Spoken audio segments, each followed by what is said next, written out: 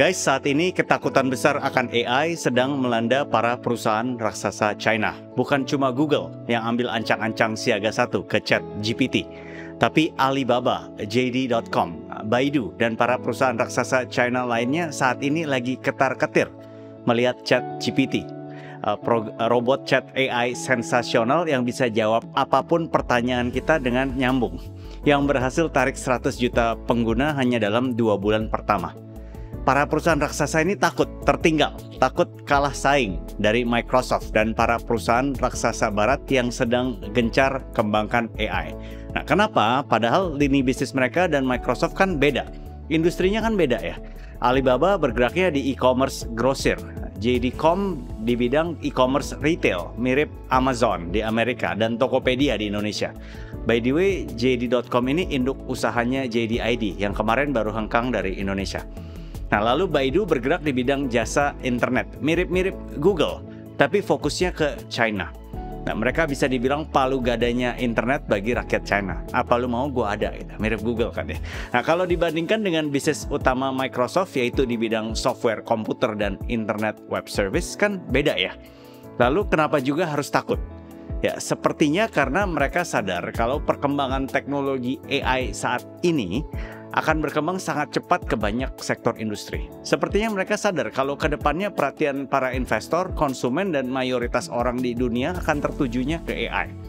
Sepertinya mereka sadar kalau teknologi AI bisa jadi faktor penentu antara sebuah produk yang rata-rata atau produk unggulan di era modern ini.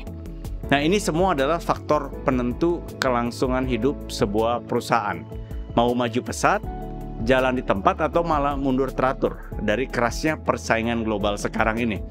Dan apesnya, para perusahaan China punya satu handicap atau kekurangan kalau dibanding para perusahaan barat dalam hal AI.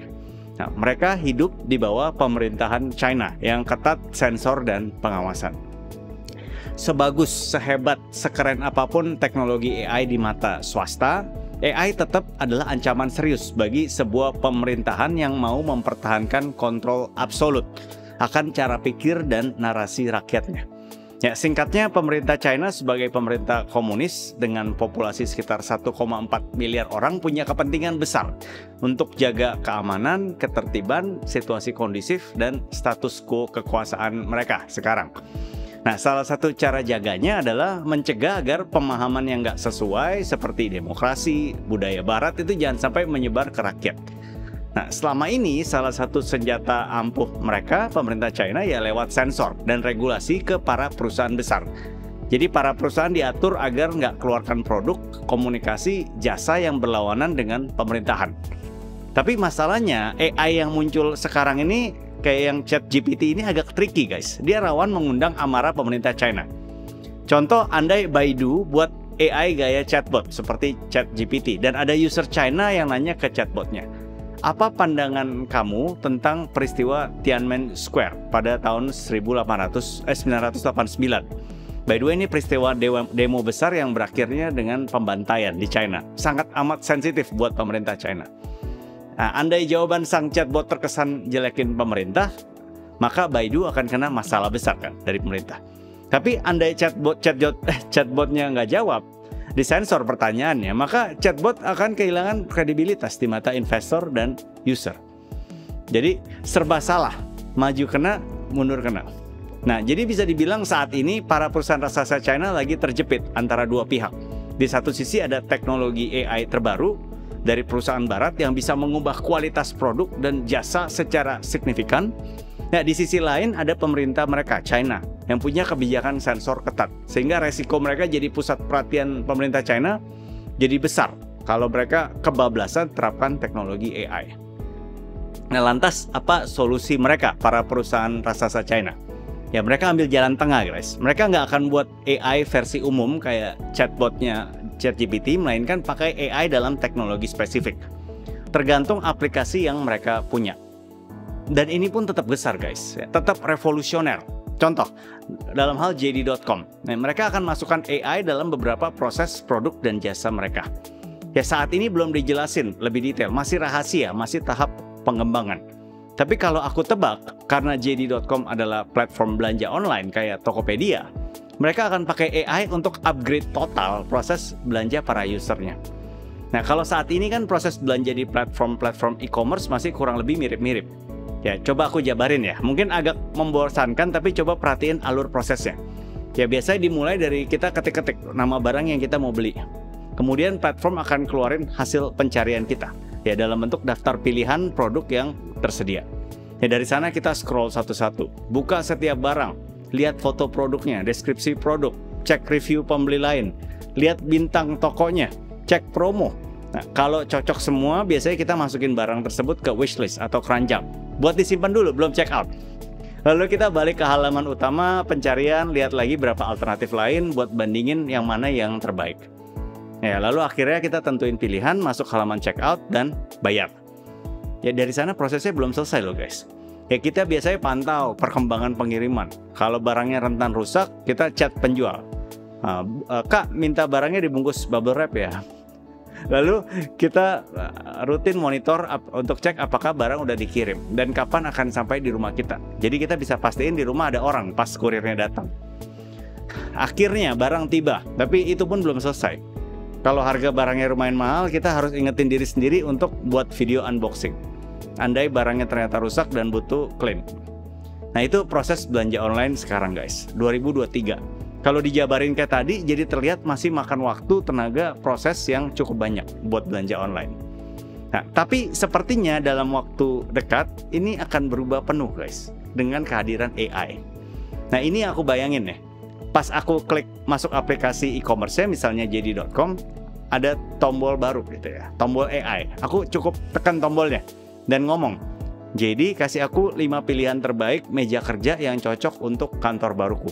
Ya, budgetku antara 1 sampai 2 juta rupiah, sudah termasuk ongkir. Nih, aku kasih foto ruangan kantorku. Lalu aku foto ruang kantorku dan upload ke AI-nya JD.com. Dalam waktu kurang dari 1 detik, udah ada balasan dari AI JD.com. Sylvester, ini 5 pilihan meja buat ruangan kantor kamu.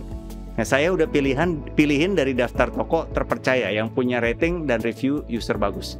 Nah, di antara 5 toko ini ada 1 toko yang baru buka 3 bulan di JD.com. Tapi saya udah double check alamat toko itu di peta online dan beberapa dokumentasi internet.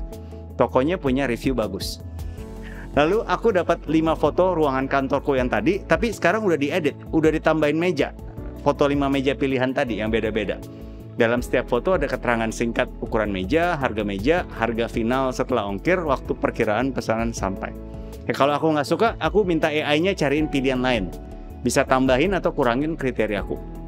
Ya, kalau udah cocok, maka aku klik tombol beli, dan pembelian, pengawasan, dan pembayaranku langsung diurus oleh AI.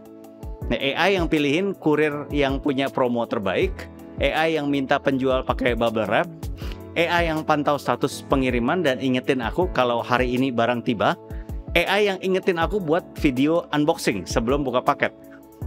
Keren nggak? Nah, ini terkesannya kayak dunia impian guys, jauh dari realita kita sekarang.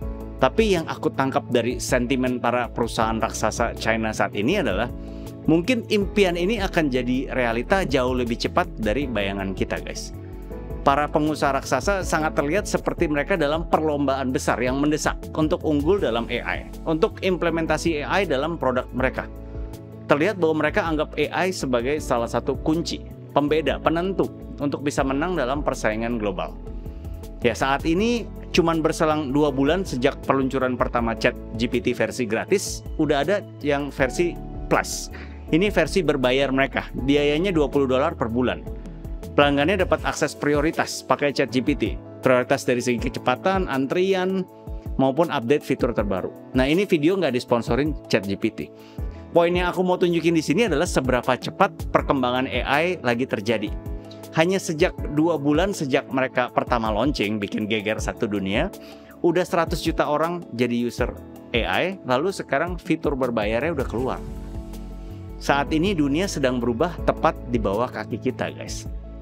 Lalu gimana dengan kita yang nggak punya perusahaan raksasa, yang cuma punya perusahaan kecil, menengah, yang one man army, yang karyawan gajian? Gimana kita bisa bertahan, bersaing, bahkan unggul di revolusi AI ini? Oke, kita bahas satu hal dasar dulu, yaitu disrupsi. Nah, teknologi AI ini pasti akan bawa disrupsi ke berbagai industri. Artinya pola bisnis dan hubungan dalam sebuah industri bisa jadi berubah total gara-gara si AI ini nih. Pada disrupsi Smart App kemarin, Gojek disrupsi peta industri transportasi Indonesia. Ya, para ojek yang sebelumnya kerja perorangan, nggak terorganisasi, tersapu kencang. Mereka dipaksa oleh keadaan untuk pilih mau gabung Gojek, punya standar baku pelayanan, punya standar baku harga, atau perlahan tergusur dan cari kerjaan lain. Nah, itu contoh disrupsi yang aku maksud. Beberapa pekerjaan atau jasa yang sebelumnya berjaya, cuan luber, bisa berubah jadi kering kerontang. Ya, tapi ini semua sangat tergantung jenis industri kita masing-masing, guys. Ya, setiap industri punya karakter yang unik, kita nggak bahas di video ini. Nah, tapi mungkin persamaan bagi kita semua, bagi semua industri adalah ini momen yang sangat awal buat revolusi AI. Momen yang tepat untuk kita kenal lebih jauh tentang AI dan potensinya. Untuk kita review profil bisnis, industri, ataupun kerjaan kita dan kaitannya dengan AI. Seberapa mungkin bisnis, industri, dan kerjaan kita pribadi direvolusi oleh AI. Revolusi yang mendorong bisnis kita ke bulan atau justru negatif dan mendorong bisnis kita ke dasar bumi. Ini saat yang tepat, guys.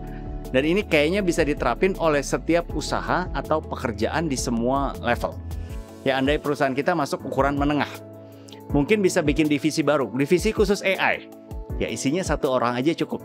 Tugasnya khusus eksplorasi dan kenal potensi dan resiko AI untuk bisnis kita. Atau kalau kita karyawan atau pengusaha ukuran mikro, ya sepertinya udah cukup kalau kita luangkan beberapa jam dalam 1 minggu untuk browse, untuk belajar tentang AI. Kenalan aja sama AI.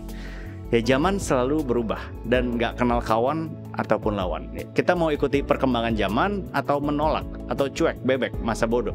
Ini semua tergantung kita masing-masing. Pilihan ada di tangan kita. Imbalan dan konsekuensinya juga ada di tangan kita. Ini adalah era yang sangat amat menarik, sekaligus menakutkan, guys. 1000 peluang terbuka di depan mata kita. Ya, tapi di saat bersamaan ada 1000 ancaman di depan jalan. Kalau kita pilih untuk malas, cuek, lambat, nggak bersedia adaptasi dengan perubahan. Ya, ada pepatah bilang nggak ada yang tetap kecuali perubahan itu sendiri. Ya, bicara tentang perubahan, aku ada buat video tentang perubahan nasib orang kota dan orang kampung yang mungkin terjadi ke depannya. Nasib orang kampung mungkin jadi jauh lebih baik ke depannya. Ya, kamu bisa nonton videonya di sini. Dan juga bagi kamu fresh graduate yang lagi alami realita susahnya cari kerja berkualitas. Udah habisin ratusan juta bayar kuliah tapi susah cari kerja, malah dapat tawaran kerjanya gajinya rendah banget gitu. Nah, kamu bisa nonton videonya di sini. Sampai jumpa di cerita uang berikutnya.